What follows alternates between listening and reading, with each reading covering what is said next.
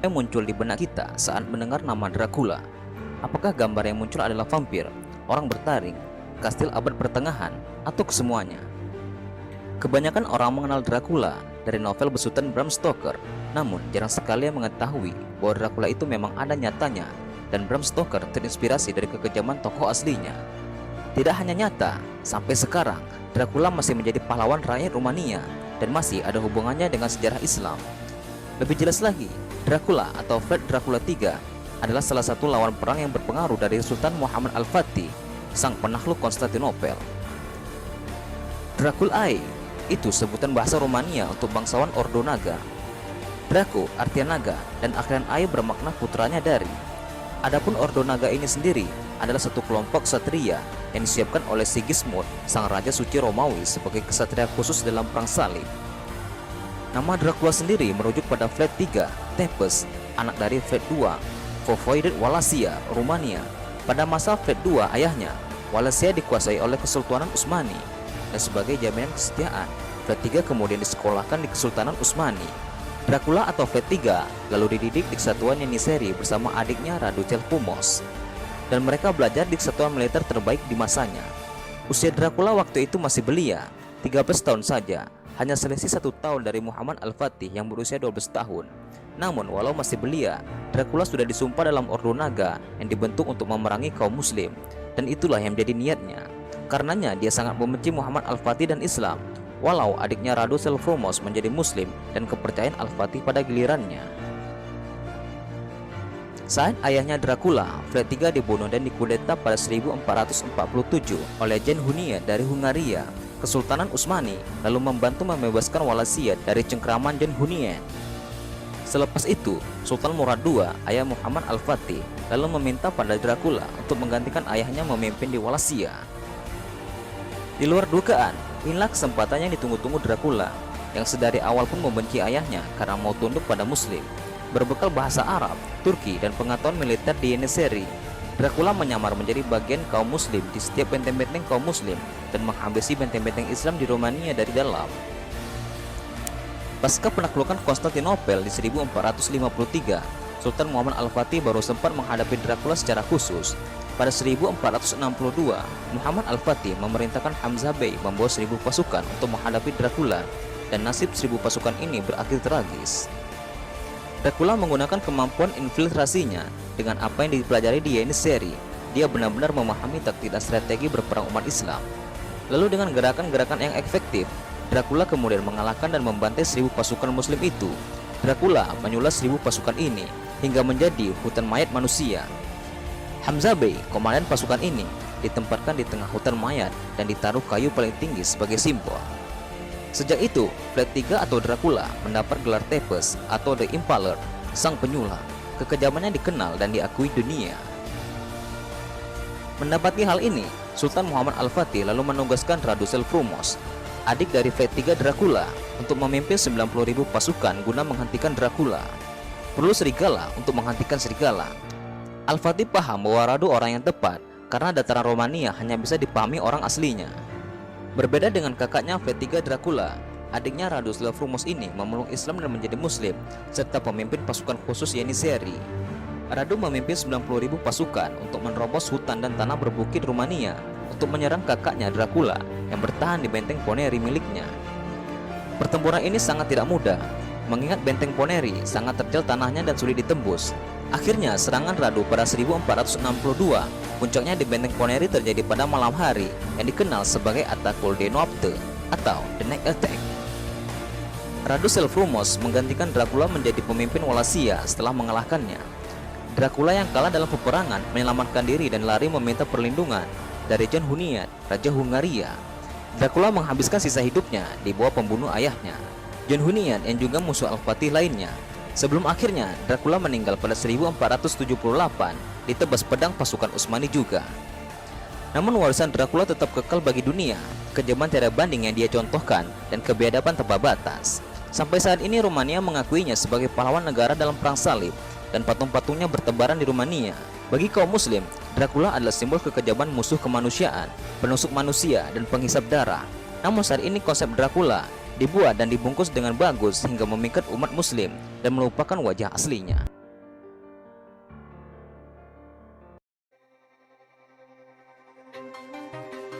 menyebut nama Barbarossa, mungkin yang ada dalam pikiran kita adalah karakter bajak laut jahat yang namanya sudah melegenda. Kejam, bengis, tidak berperasaan, begitulah karakter sang perompak ini dikenal dunia. Penggambaran sosok Barbarossa yang kejam makin diperjelas dengan film hits Pirates of Caribbean. Alhasil, doktrin Barbarossa yang keji pun makin melekat di ingatan semua orang. Barbarossa memang sejatinya ada dan bukanlah tokoh fiktif yang sering dipercaya orang banyak.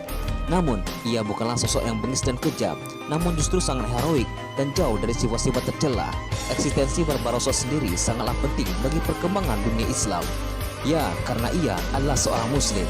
Soal kejam dan tidak berperasaan, hal ini hanya tuduhan saja. Namun, tentang pamornya yang mendunia dan bikin bangsa barat ketakutan, itu memang benar. Sejarah yang ada menceritakan kisah Barbarossa yang berkebalikan dengan apa yang kita baca atau lihat di film sekarang ini. Entah apa alasannya, namun ada indikasi kalau Barat seperti ingin mengubah cerita sejarah dengan memelintir kisah sang pelaut jenius ini. Barbarossa yang kita kenal sekarang adalah nama seorang raja, padahal aslinya Barbarossa adalah nama dua orang bersaudara, Aruj dan Khairuddin. Nama Barbarossa yang berarti jenggot merah adalah julukan yang diberikan oleh bangsa Eropa karena penampilan Aruj dan Khairuddin yang memang punya jenggot lebat berwarna merah. Awal mulanya, dua bersaudara ini hanyalah pemuda biasa yang hidup sederhana.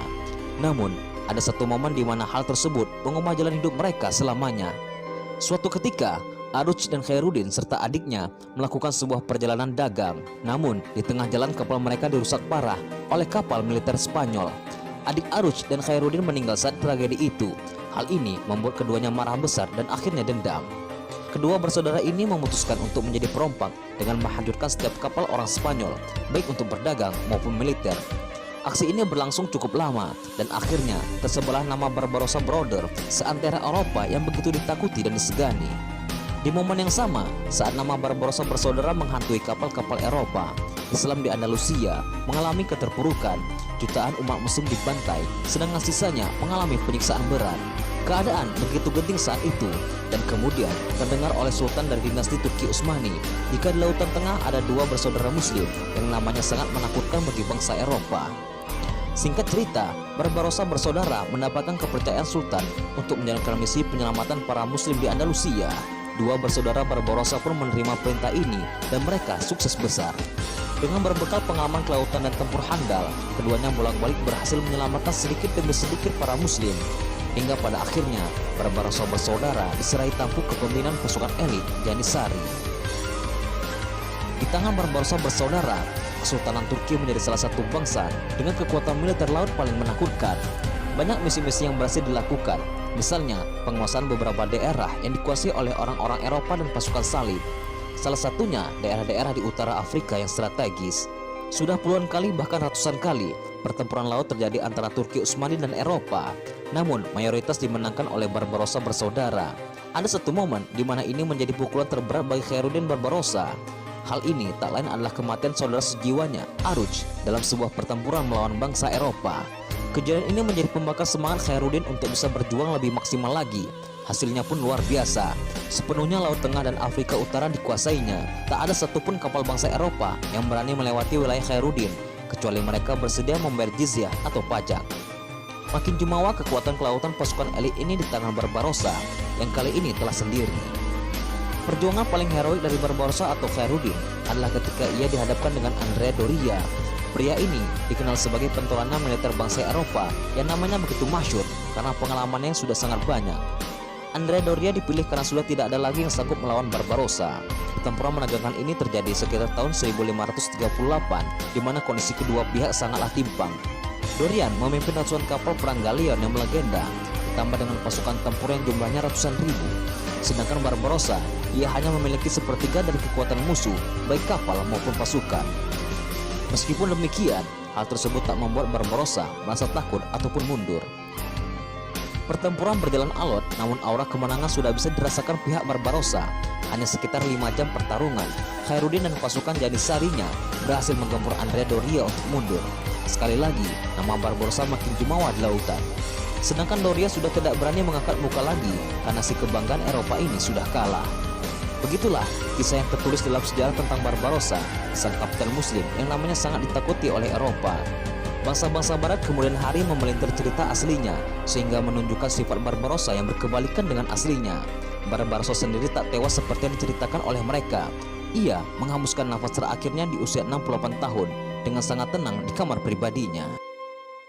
Sekarang direbut oleh Israel tentunya dan masuk wilayah Israel. Dulu memang orang yang tinggal di situ Bani Israel, turun pengikutnya Nabi Musa alaihissalam. Dikenal dengan Ashabus Sabt, orang-orang yang melanggar peraturan hari Sabtu. Kan Nabi Muhammad SAW mengatakan dalam hadis, teman-teman sekalian, Nasrani, Yahudi memilih Sabtu sebagai hari raya mereka, Nasrani hari Ahad, dan aku diberikan hidayah untuk memilih hari Jumat, gitu kan? Jadi ini masing-masing hari raya dari 3 agama profetis atau Samawiyah ini. Yahudi di hari Sabtu dalam hukum Taurat mereka nggak boleh melakukan kegiatan apapun.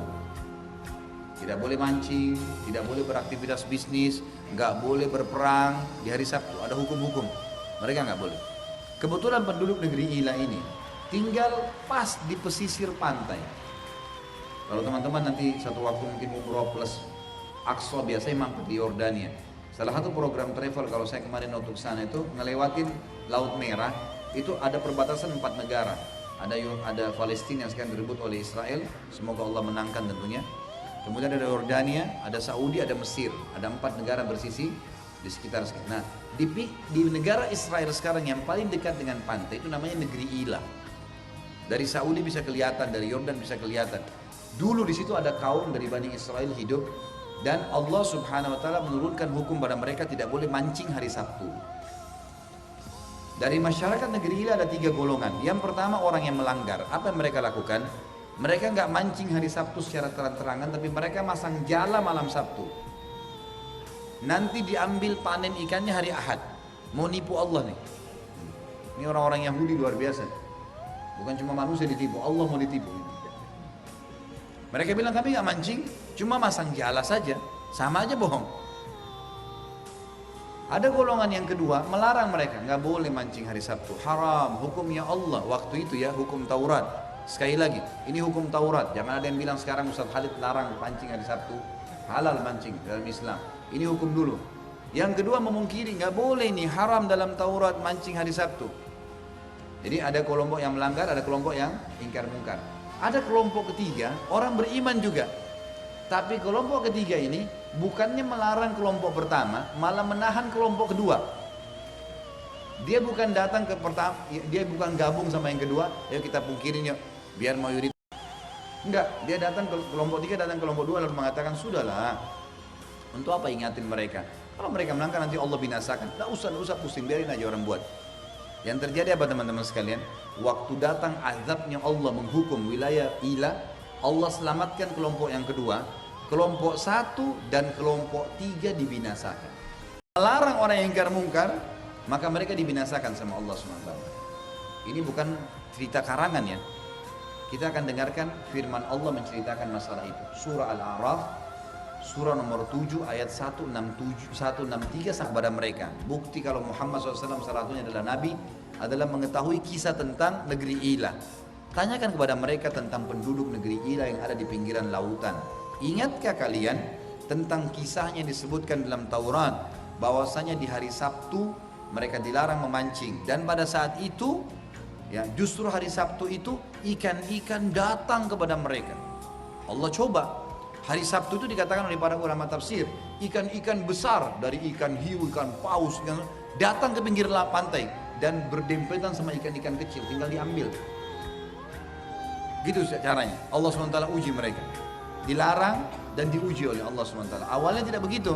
Awalnya cuma dilarang mancing hari Sabtu. Setelah mereka melanggar, Allah datangkan cobaan lebih berat. Allah datangkan ikan-ikan itu dengan banyak. Maka yang terjadi teman-teman sekalian, kata Allah, ingatlah pada saat ikan-ikan itu datang memenuhi tempat-tempat mereka, dan selain hari Sabtu, ikan itu tidak datang. Mereka harus keluar untuk mencarinya. Begitulah kami menguji mereka karena mereka berbuat kefasikan. Wa idh qalat ummatun minhum lima ta'iduna qauman illahu muhlikuhum aw mu'adzibuhum 'adzaban syadida qalu ma'dziratan ila rabbikum wa la'allahum yattaqun. Tadi itu ayat 163, sekarang 164. Allah menceritakan tentang 3 golongan tadi. Ada yang berbuat kemungkaran, ada yang mengingkari, ada yang melarang yang berbuat mungkar. Ini sekarang pembicaraan antara orang yang mengingkar mungkar dengan orang yang melarang orang yang ingkar mungkar. Kelompok yang nanti juga Allah akan binasakan mereka. Apa alasan kalian? Biarin aja bermaksiat, nggak apa-apa. Kita taat ya kita taat. Ya, malah dia larang orang-orang ini buat kemungkaran. Ini ke masjid sama-sama, ayo Pak sholat, udahlah biarin aja. Mereka nggak mau sholat, dilarang temannya. Enggak, ikut dong lurusin gitu kan. Nah di sini orang-orang yang ingkar mungkar berkata, kami ingin berlepas agar punya alasan di hadapan Tuhan kami hari kiamat, agar kami ini ya selamat. Allah suruh ingkar mungkar, kami ingkar mungkar. Dan siapa tahu mereka bertakwa, mereka mau terima nasihat itu. Falamma nasu ma dzukiru bihi 165-nya, pada saat mereka lupa terhadap apa yang diingatkan kepada mereka, dinasihatin gak mau dengar, anjainal ladina yanhauna anis su. Kami selamatkan golongan kedua tadi yang melarang dari perbuatan buruk itu. Wa akhadnal ladina zalamu, dan kami binasakan yang zalim, kelompok ketiga dan kelompok pertama tadi. Bi'adzabim ba'isim bima kanu yafsukun, dengan azab yang sangat menghinakan dari perbuatan fasik mereka. Falamma atau amma nuhu anhu qulna lahum kunu qiradatan khasiin. Pada saat memuncak Allah datangkan ikan-ikan tersebut, mereka makin semangat untuk melakukan kemungkaran, maka mereka lupa terhadap ancaman tersebut, maka kami mengatakan kepada mereka, jadilah kerah-kerah yang terhina. Kata dalam sebuah hadis disebutkan mereka ya dijadikan kerah oleh Allah SWT selama 3 hari, kemudian Allah binasakan.